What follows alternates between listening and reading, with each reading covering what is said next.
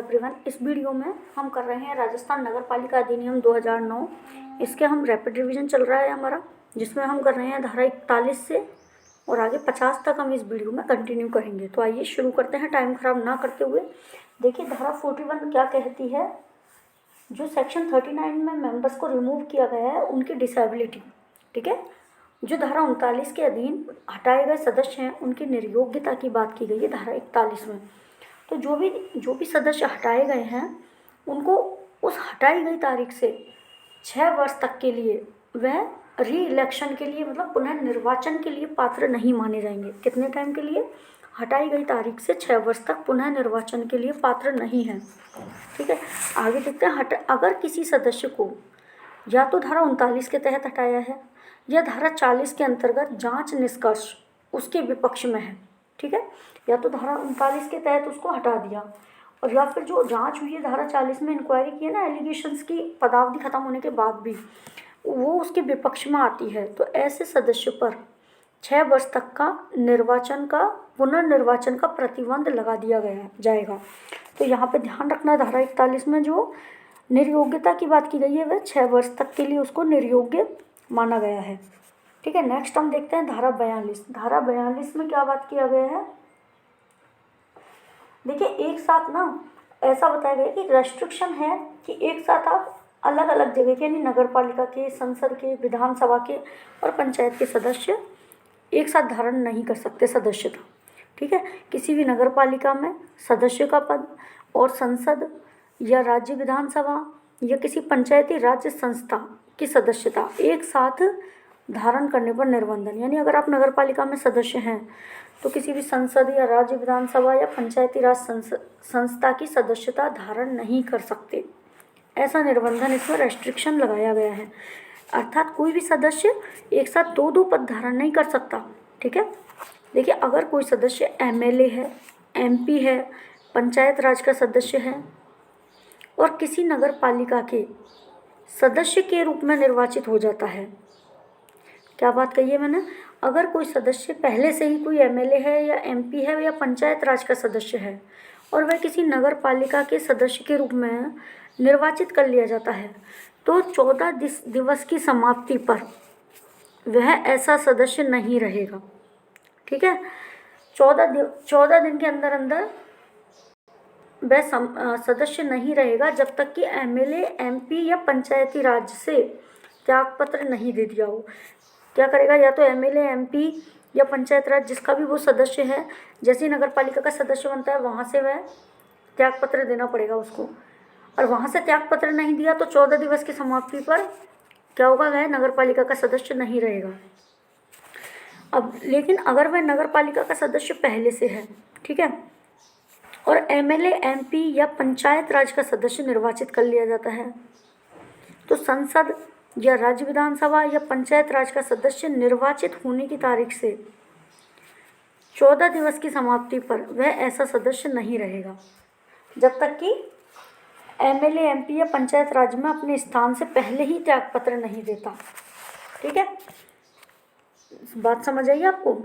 देखिए क्या बात कही है, मैं एक बार आपको दोबारा समझाती हूँ कि यदि पहले से नगर पालिका का सदस्य है और एमएलए या एमपी या पंचायत राज्य का सदस्य उसको निर्वाचित कर लिया गया चुनाव होने पर, तो वह संसद या राज्य विधानसभा या पंचायत राज का सदस्य निर्वाचित होने की तारीख से 14 दिवस की समाप्ति पर 14 दिवस के बाद वह सदस्य नहीं रहेगा जब तक कि वह पहले ही त्यागपत्र नहीं देता। ठीक है, अपने स्थान से उसको पहले ही त्यागपत्र देना होगा, तभी वह दूसरी जगह का सदस्य माना जाएगा। ठीक है, इसमें बात की गई है कि प्रत्येक नगर पालिका में एक अध्यक्ष होगा और एक उपाध्यक्ष होगा। ठीक है, every municipality to have a chairperson and a vice chairperson. तो देखिए क्या बताया गया है कि नगर पालिका प्रशासन में क्या होता है। एक नगर पालिका बोर्ड होगा, एक नगर परिषद होगा और एक नगर निगम होगा। इसमें एक अध्यक्ष होता है और एक उपाध्यक्ष होगा। ठीक है, प्रत्येक नगर पालिका में एक अध्यक्ष होगा और एक उपाध्यक्ष होगा। तो जो नगर पालिका बोर्ड का अध्यक्ष है उसको क्या बोला जाएगा? उसको तो बोला जाएगा अध्यक्ष और उपाध्यक्ष को बोला जाएगा उपाध्यक्ष। नगर निगम की बात करें तो नगर निगम में क्या होगा? नगर निगम के अध्यक्ष को क्या बोला जाता है? महापौर, और उपाध्यक्ष को उप महापौर। नगर परिषद की बात करें तो अध्यक्ष को बोला जाएगा सभापति, और एक उपाध्यक्ष होगा जिसको उपसभापति बोला जाएगा, कि एक सभापति होगा, एक उपसभापति होगा। और नगर पालिका बोर्ड के केस में एक अध्यक्ष होगा और एक उपाध्यक्ष होगा। ठीक है, तो ये हैं हमारे अध्यक्ष और उपाध्यक्ष। नेक्स्ट हम देखते हैं, देखिए अध्यक्ष पद हेतु SC, ST, OBC और वुमेन का आरक्षण रहेगा। जो अध्यक्ष का पद रहेगा वहाँ पर रिजर्व्ड सीटें भी रहेगी ST, SC, OBC और वुमेन की। आरक्षण के प्रावधान कैसे रहेंगे? उन क्षेत्रों में स्थित होगा जिनमें उन जातियों की जनसंख्या का अनुपात राज्य की कुल जनसंख्या से तुलनात्मक रूप से अधिक है। ठीक है, मतलब कि आरक्षण का प्रावधान कैसे किया जाएगा कि आरक्षण का प्रावधान उन क्षेत्रों में स्थित होगा जहाँ पर जो उन जातियों की है, मतलब ST, SC, OBC और वुमेन है, उनकी जनसंख्या का अनुपात राज्य की कुल जनसंख्या से तुलनात्मक रूप से अधिक है। ठीक है, वहाँ पर आरक्षण का प्रावधान होगा। और यह आरक्षण का प्रावधान कहाँ किया गया है, कब तक रहेगा? संविधान के अनुच्छेद 334 में। ठीक है, अनुच्छेद 334 में विनिर्दिष्ट कालावधि की समाप्ति पर प्रभावी नहीं रहेगा। मतलब जितनी कालावधि वहाँ पर लिखी हुई है कि तब तक रहेगा, तब तक तो आरक्षण का प्रावधान रहेगा, उसके बाद में समाप्त हो जाएगा, ऐसा इसमें बताया गया है। तो धारा किसमें? अनुच्छेद 334 में विनिर्दिष्ट कालावधि की समाप्ति पर यह प्रभावी नहीं रहेगा। ठीक है, अब हम एक बात करते हैं यहाँ पर अध्यक्ष उपाध्यक्ष की अनुपस्थिति के केस में क्या होगा। देखिए कि अध्यक्ष या उपाध्यक्ष नगर पालिका द्वारा बिना कोई छुट्टी मंजूर किए 1 माह से अधिक अनुपस्थित रहता है, जिसमें वह अपने पद के कर्तव्य पालन में असमर्थ रहता है, तो वह क्या होगा? अध्यक्ष या उपाध्यक्ष नहीं रहेगा। ठीक है, अगर नगरपालिका द्वारा बिना कोई छुट्टी मंजूर किए 1 माह से अधिक अनुपस्थित है वह व्यक्ति, जो अध्यक्ष है या उपाध्यक्ष है, और कर्तव्य पालन में असमर्थ है, तो वह क्या होगा? उपाध्यक्ष या अध्यक्ष के पद पर नहीं रह सकता, मतलब वह नहीं माना जाएगा आगे। अध्यक्ष का पद रिक्त होने के कारण यह पद 6 माह की अवधि में भरा जाएगा। ठीक है, पद रिक्त होने के कारण क्या होगा? 6 माह की अवधि में भरा जाएगा। और नवीन जो अध्यक्ष है वह केवल शेष अवधि के लिए ही पद ग्रहण करेगा। ठीक है, अगर कोई अध्यक्ष का पद रिक्त है तो 6 माह की अवधि के अंदर उस पद को भरा जाएगा, और जो नया जो अध्यक्ष बनेगा वो केवल शेष अवधि के लिए बनेगा। राज्य सरकार अपरिहार्य परिस्थितियों में, मतलब जो परिस्थितियाँ होनी ही हैं उनको त्यागा नहीं जा सकता। ठीक है, अपरिहार्य परिस्थितियों के मामले में निर्वाचन की तारीख को पहले जो तारीख फिक्स की गई है पूर्वोक्त कालावधि से अधिकतम 3 माह तक बढ़ा सकती है। ठीक है, कोई ऐसी स्थिति आ जाए, अपरिहार्य परिस्थिति आ जाए, तो राज्य सरकार निर्वाचन तारीख को पहले जो कालावधि थी उससे आगे अधिकतम 3 महीने तक बढ़ा सकती है। ठीक है, अब देखिए निर्वाचित जो अध्यक्ष है या उपाध्यक्ष, उसके नाम यथाशीघ्र क्या किए जाएंगे? राजपत्र में प्रकाशित किए जाएंगे। निर्वाचित अध्यक्ष के या उपाध्यक्ष के नाम कहाँ प्रकाशित किए जाएंगे? राजपत्र में प्रकाशित किए जाएंगे। ठीक है, आगे देखो नगर पालिका का अध्यक्ष नगर पालिका निधि से ऐसा मासिक भत्ता और प्रसुविधाएं प्राप्त कर सकेगा जो विहित की जाए। तो नगर पालिका के अध्यक्ष को जो भत्ता मिलेगा, मासिक भत्ता मिलेगा, वो कहाँ से उसको दे होगा? किस चीज़ कहाँ से मिलेगा उसको? नगर पालिका निधि से। ठीक है, नगर पालिका निधि से मासिक भत्ता और प्रसुविधाएं मिलेंगी। ये आपका प्रश्न बन सकता है कि नगर पालिका अध्यक्ष को मासिक भत्ता दिया जाएगा, वो किस में से दिया जाएगा? नगर पालिका निधि से दिया जाएगा। अब हम पढ़ेंगे धारा 44। ठीक है, धारा 44 क्या बात करती है? अध्यक्ष और उपाध्यक्ष के निर्वाचन की विधि मान्यता का अवधारण। ठीक है, determination of validity of election of chairperson और वाइस चेयरपर्सन। तो देखिए धारा 44 हम कर रहे हैं, अध्यक्ष और उपाध्यक्ष के निर्वाचन की विधि मान्यता का कारण।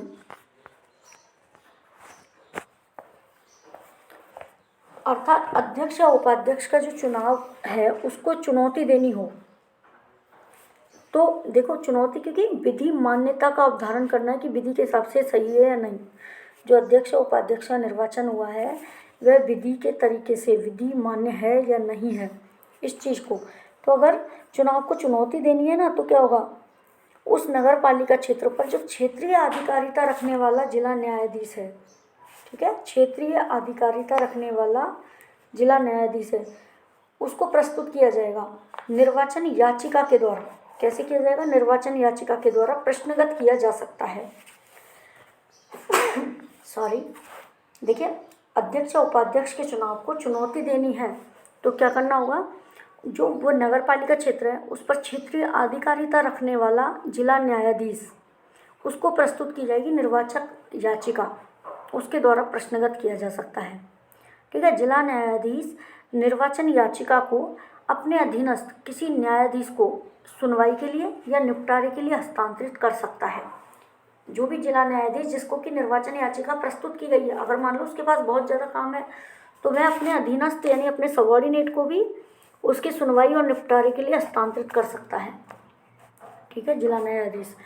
अब ऐसी याचिका या तो पराजित उम्मीदवार या जिसका नामांकन रद्द हो गया हो, ठीक है, ऐसी कोई भी याचिका है जो कि पराजित यानी कोई हारा हुआ उम्मीदवार हो जिसका नामांकन रद्द हो गया है, 1,000 रुपये की जमा के साथ ऐसी रीति से ऐसे आधारों और ऐसी कालावधि जो निहित की जाए उसके साथ प्रस्तुत करेगा।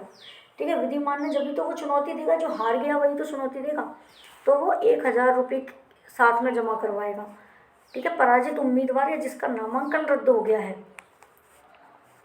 उसके द्वारा ऐसी रीति से, मतलब उस तरीके से जो कि राज्य सरकार ने बता रखे हैं, ऐसे आधारों को रखते हुए और उस कालावधि के अंदर जो निहित की जाए, यानी 1 माह या 30 दिन के अंदर निर्वाचन याचिका का समय है, ये प्रस्तुत करेगा। न्यायाधीश कौन सी प्रक्रिया का अनुसरण करेगा, जो कि विहित की जाए, ऐसी प्रक्रिया का अनुसरण और शक्तियों का प्रयोग करेगा जो कि विहित की जाए।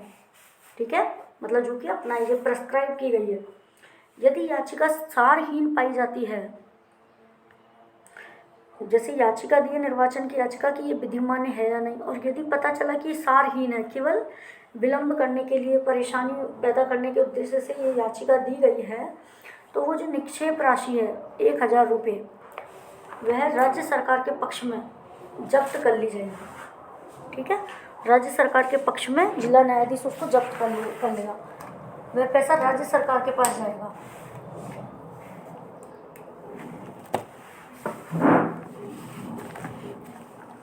आगे हम देखते हैं धारा 45। धारा 45 में क्या बात की गई है, मुख्य नगर पालिका कृत्य। ठीक है, मतलब core municipal function, core municipal functions क्या क्या है हम ये देखेंगे धारा 45 में। तो देखिए,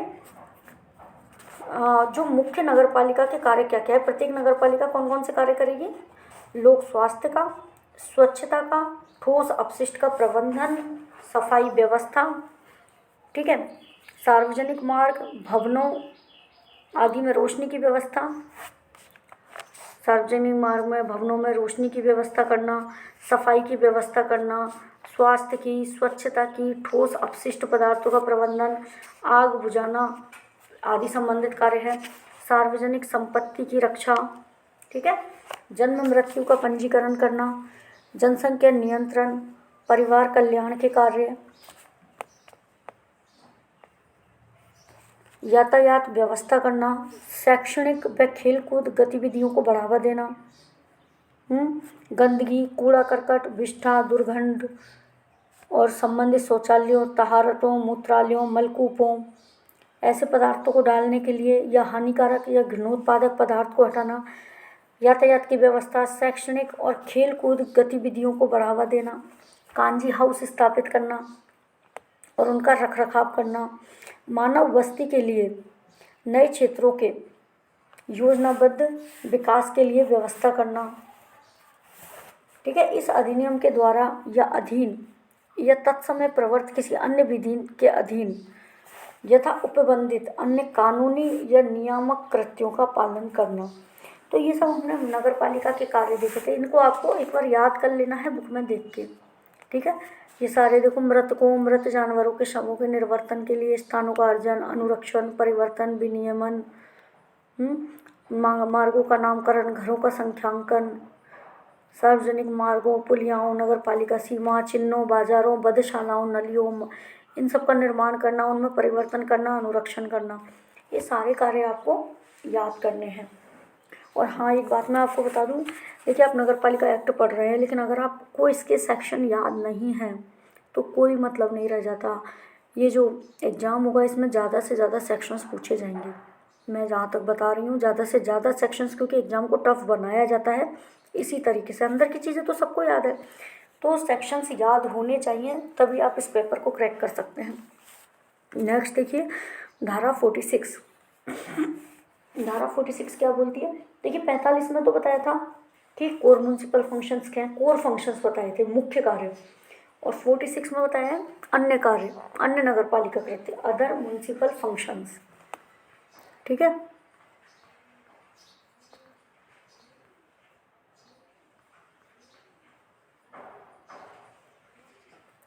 तो देखिए अन्य में क्या क्या आएंगे? नगर पालिका अपने मुख्य कृत्यों जो नगर पालिका निधि पर प्रथम प्रभार रहे होंगे उनके संतोषप्रद निष्पादन को ध्यान में रखते हुए अपनी प्रबंधकीय, तकनीकीय और वित्तीय क्षमताओं के, कौन कौन सी क्षमताएं हैं? प्रबंधकीय क्षमता, तकनीकी क्षमता और वित्तीय क्षमताओं के अध्ययन रहते हुए निम्नलिखित में से किन्हीं भी कृत्यों का जिम्मा ले सकेगी, उनका निष्पादन कर सकेगी अथवा उनके निष्पादन को प्रोत्साहित कर सकेगी। देखिए एक बात बताती हूँ, नगर पालिका, ध्यान से सुनना, अपने मुख्य कृत्यों जो कि नगर पालिका निधि पर प्रथम प्रभार होंगे, मतलब जो भी मुख्य कार्य किए गए हैं वह नगर पालिका निधि पर प्रथम प्रभार होंगे। पहला मतलब कहाँ से लिया जाएगा? नगर पालिका निधि से। उनके संतोषप्रद निष्पादन को ध्यान में रखते हुए, यानी पहले उनका संतोषप्रद निष्पादन हो जाए, उसके बाद में अपनी प्रबंधकीय, तकनीकी और वित्तीय क्षमताओं को ध्यान में रखते हुए, ठीक है, उनके अधीन रहते हुए क्या करेगी? अन्य नगर पालिका कृत्य करेगी, उनको प्रोत्साहित करेगी। कौन कौन से कार्य हैं? देखिए कई क्षेत्रों में, पर्यावरण संरक्षण के क्षेत्र में, लोक स्वास्थ्य और स्वच्छता के क्षेत्र में, शिक्षा और संस्कृति के क्षेत्र में, लोक कल्याण के क्षेत्र में, ठीक है, सामुदायिक कल्याण के लिए और सामुदायिक संबंधों के क्षेत्र में, ये सारे कार्य थे। तो अब हम पढ़ेंगे पर्यावरण संरक्षण के क्षेत्र में क्या क्या करेंगी? बंजर भूमियों को उपजाऊ बनाना और सामाजिक वानिकी को प्रोन्नत करना, ठीक है। पर्यावरण संरक्षण के क्षेत्र में है बंजर भूमि को उपजाऊ बनाना और सामाजिक वानिकी को प्रोन्नत करना, प्रदूषण के सभी स्वरूपों के निवारण के लिए उपायों को प्रोत्साहित करना। फिर है लोक स्वास्थ्य और स्वच्छता के क्षेत्र में, सुनिए, संक्रामक बीमारियों के उन्मूलन के लिए जन टीकाकरण अभियान शुरू करना, अस्वास्थ्यकर परिक्षेत्रों का उद्धार करना, जो कि स्वास्थ्यकर नहीं है, अस्वास्थ्यकर परिक्षेत्रों का उद्धार, शिक्षा और संस्कृति के क्षेत्र में नागरिक शिक्षा, प्रौढ़ शिक्षा, सामाजिक शिक्षा और अनौपचारिक शिक्षा को प्रोन्नति करना, संगीत, शारीरिक शिक्षा, खेलकूद और थिएटर क्रियाकलापों की प्रोन्नति। उसके बाद है लोक कल्याण के क्षेत्र में सूखा, बाढ़, भूकंप, अन्य प्राकृतिक या प्रौद्योगिक आपदाओं के समय आश्रयों की स्थापना, सामुदायिक कल्याण के लिए स्वैच्छिक श्रम की व्यवस्था करना और स्वैच्छिक संगठनों के क्रियाकलापों का समन्वय करना, ठीक है। लोक कल्याण के क्षेत्र में पढ़े थे हमने सूखा, बाढ़, भूकंप या अन्य प्राकृतिक या प्रौद्योगिक आपदाओं के समय आश्रयों की स्थापना करना, सामुदायिक कल्याण के लिए स्वैच्छिक श्रम की व्यवस्था करना और स्वैच्छिक संगठनों के क्रियाकलापों का समन्वय करना। अब है सामुदायिक संबंधों के क्षेत्र में विशिष्ट व्यक्तियों को नागरिक सम्मान, ठीक है, सामुदायिक संबंधों के क्षेत्र में बता रही हूँ, विशिष्ट व्यक्तियों को नागरिक सम्मान और ख्याति प्राप्त व्यक्तियों को मृत्यु पर श्रद्धांजलि देना, मेले और प्रदर्शनियों की व्यवस्था करना, प्रबंध करना, लोकहित की सूचना का प्रसार करना, ठीक है। ये सब थे हमारे सामुदायिक संबंधों के क्षेत्र में। अब हम पढ़ेंगे धारा 47, जो कि बात करती है सरकार के द्वारा सामान्योद्देशित कृत्य, मतलब फंक्शंस जो कि गवर्नमेंट ने असाइन किए हैं। तो राज्य सरकार साधारण आदेश द्वारा या विशेष आदेश के द्वारा किसी नगर पालिका से अन्य नगर पालिका कृत्य की भी उपेक्षा कर सकती है। और जो उस नगर पालिका के लिए आवश्यक हो और करना संभव हो। मतलब राज्य सरकार कोई ऐसा जनरल आदेश या कोई विशेष आदेश निकाल सकती है जिसमें कि एक नगर पालिका को ये कहा जाए कि आप जो दूसरी नगर पालिका है उसके ये वाले कृत्य आपको करने हैं, ठीक है, जो कि उस नगर पालिका के लिए करना आवश्यक है और करना संभव हो। ये बात इसमें धारा 47 में कही की गई है कि गवर्नमेंट के द्वारा असाइंड फंक्शंस। अब हम करेंगे धारा 48, जो बात की गई है अध्यक्ष के और उपाध्यक्ष के कृत्य, ठीक है, मतलब functions of chairperson and vice chairperson.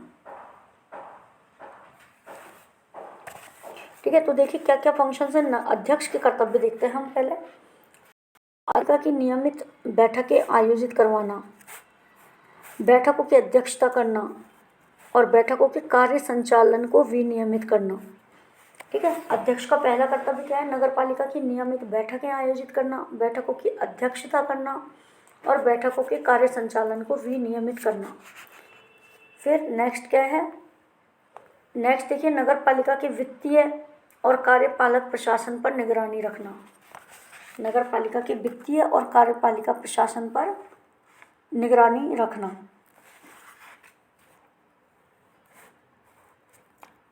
Next है हमारा प्रदत्त कर्तव्यों, जो भी कर्तव्य दिए गए हैं, शक्तियां जो दी गई हैं उनका प्रयोग करना। ठीक है, नगर पालिका या इसकी किसी समिति का कोई संकल्प नगर पालिका के हितों के विरुद्ध हो या नियमों के विरुद्ध हो। देखिए, नगर पालिका का या उसकी किसी समिति का कोई रिजोल्यूशन निकला है, वो नगर पालिका के हितों के या नियमों के विरुद्ध हो, तो अध्यक्ष क्या कर सकता है, अपनी राय अभिलिखित कर सकता है उस संकल्प पर। ठीक है, और उस मामले को राज्य सरकार को भेजेगा और ऐसे संकल्प पर राज्य सरकार का जो विनिश्चय होगा वह क्या होगा, अंतिम होगा और नगर पालिका पर आबद्ध कर होगा। समझ आया। देखिए, नगर पालिका या उसकी कोई समिति है, उसका कोई संकल्प है, वह नगर पालिका के हितों अथवा नियमों के विरुद्ध हो, तो अध्यक्ष अपनी राय लिखेगा, लिखित में देगा, राज्य सरकार को भेजेगा, राज्य सरकार उस पर अपना क्या देगी, विनिश्चय देगी, जो कि अंतिम होगा और नगर पालिका पर आबद्ध कर होगा। नेक्स्ट देखते हैं हम उपाध्यक्ष के कर्तव्य क्या होंगे। ऐसी शक्तियों और कर्तव्यों को पालन करना जो कि उसको अध्यक्ष प्रत्यायोजित करे, मतलब अध्यक्ष जो डेलीगेट करे ना उसको काम, वो उपाध्यक्ष को करने हैं। फिर है अध्यक्ष की अनुपस्थिति में नगर पालिका की बैठकों की अध्यक्षता करना। ठीक है, और ऐसी शक्तियों का प्रयोग करना, कर्तव्यों का पालन करना जो अध्यक्ष में निहित हो। नेक्स्ट है अध्यक्ष की छुट्टी पर अनुपस्थित रहने के दौरान अध्यक्ष की शक्तियों का प्रयोग करना और कर्तव्यों का पालन करना। यानी उपाध्यक्ष के कर्तव्य हैं, एक तो उसको जो डेलीगेट किए गए हैं कार्य अध्यक्ष के द्वारा वो करना, और अध्यक्ष के अनुपस्थित रहने पर जो शक्तियां अध्यक्ष की हैं उनको उपाध्यक्ष अपने प्रयोग में लेता है। अब हम पढ़ेंगे धारा 49 यानी सेक्शन 49।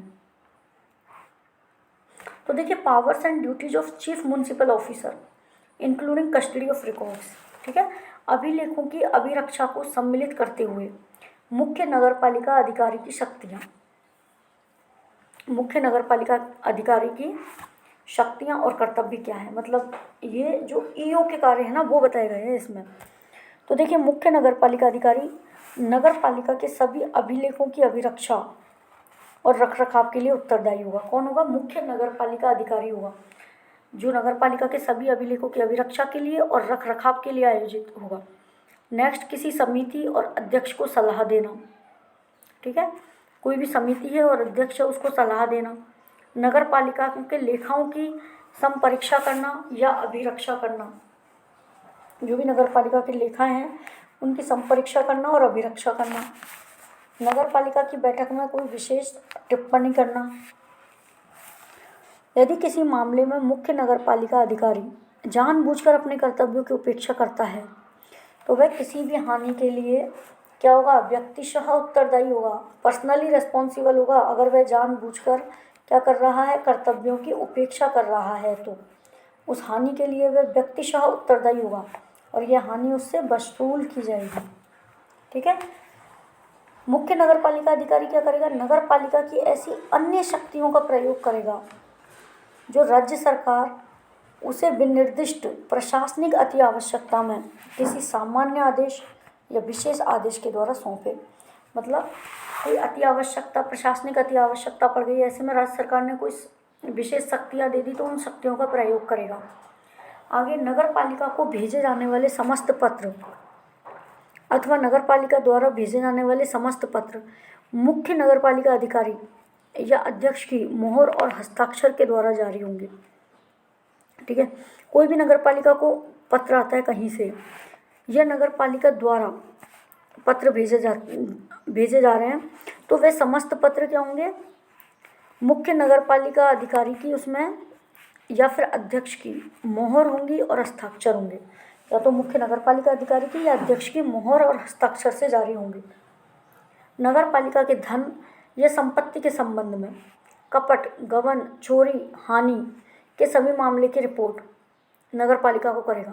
अगर नगर पालिका का कोई धन है या संपत्ति है, उसको कपट हो गया है, उसके साथ गबन हो गया है, किसी ने चोरी कर ली, कोई हानि पहुंचा दी, उन सब मामलों की रिपोर्ट नगर पालिका को करेगा। नेक्स्ट है, अध्यक्ष के साधारण अधीक्षण और नियंत्रण तथा इस निमित्त राज्य सरकार के साधारण या विशेष आदेशों के अध्ययन रहते हुए अपने अधीनस्थ नगर पालिका के अधिकारियों और सेवकों का अधीक्षण करेगा और नियंत्रण करेगा।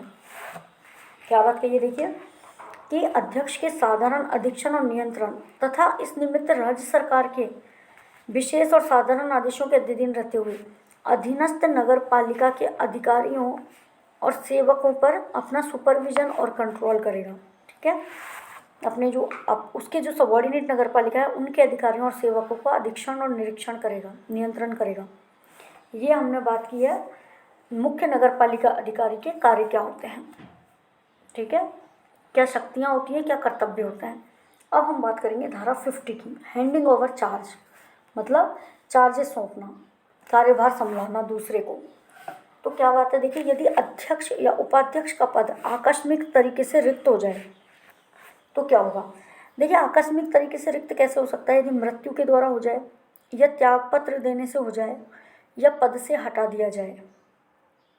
ठीक है, मृत्यु के द्वारा या त्यागपत्र के द्वारा या पद से हटा दिया जाए, 3 तरीके हैं आकस्मिक रिक्ति के।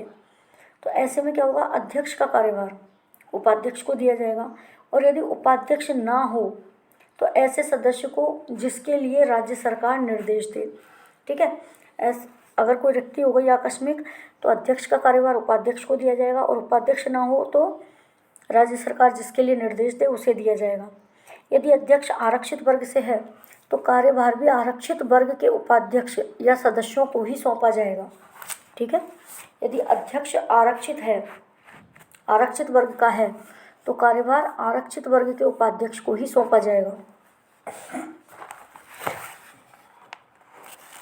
और यदि आरक्षित वर्ग का उपाध्यक्ष या कोई भी सदस्य हो ही ना, मतलब कोई भी नहीं है आरक्षित वर्ग का, तो अन्य सदस्य को सौंपा जा सकता है। ठीक है, परंतु ऐसा कार्यभार 60 दिन से अधिक की अवधि के लिए नहीं सौंपा जा सकता, यानी 60 दिन मतलब 2 महीने से अधिक के लिए नहीं सौंपा जा सकता। सदस्य का कार्यभार देखते हैं, अध्यक्ष अथवा उसकी अनुपस्थिति में उपाध्यक्ष को दिया जाएगा। अगर कोई सदस्य है उसकी आकस्मिक रिक्ति हो गई है तो उसका जो कार्यभार है वो किसके ऊपर आएगा, अध्यक्ष के ऊपर, या अध्यक्ष नहीं है तो उपाध्यक्ष के ऊपर आएगा। अगर कोई नगर पालिका विघटित हो गई है या निष्क्रिय कर दी गई है तो इस दशा में नवगठित नगर पालिका यथास्थिति, मतलब धारा जो 322 है उसके अधीन जो अधिकारी नियुक्त होता है उसके ऊपर। यदि कोई नगर पालिका विघटित हो गई है या निष्क्रिय हो गई है तो सेक्शन 322 उसके अधीन जो अधिकारी नियुक्त किया जाता है ना, उसको वह कार्यभार सौंपा जाता है। मैं एक बार आपको बताती हूँ, देखिए धारा 322 में, ठीक है, इसमें क्या बताया गया है कि म्यूनसिपैलिटी डिजॉल्व करने, गवर्नमेंट के पास पावर होती है म्यूनसिपैलिटी को डिजॉल्व करने की। ठीक है, तो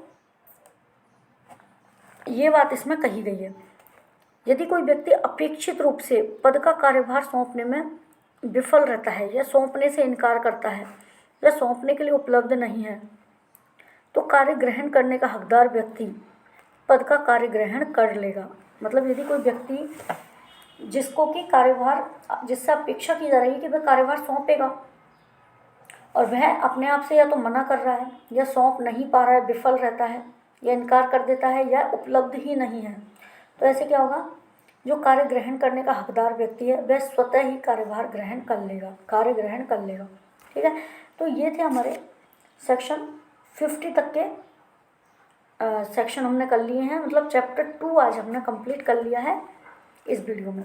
इसके आगे हम चलेंगे, चैप्टर 3 करेंगे नेक्स्ट वीडियो में, जो कि सेक्शन 51 से और 66, 51 से 66 तक है। Thank you.